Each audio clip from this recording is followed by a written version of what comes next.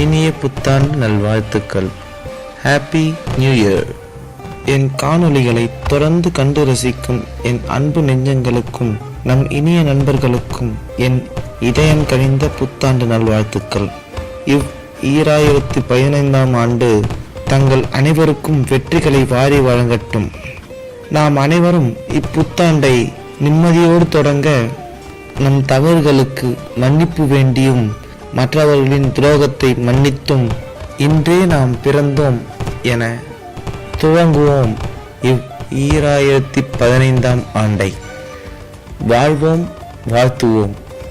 நன்றிகளுடன் காலம் FM. இப்படிக்கு தங்கள் அன்பு நண்பன் வே. விஜய்.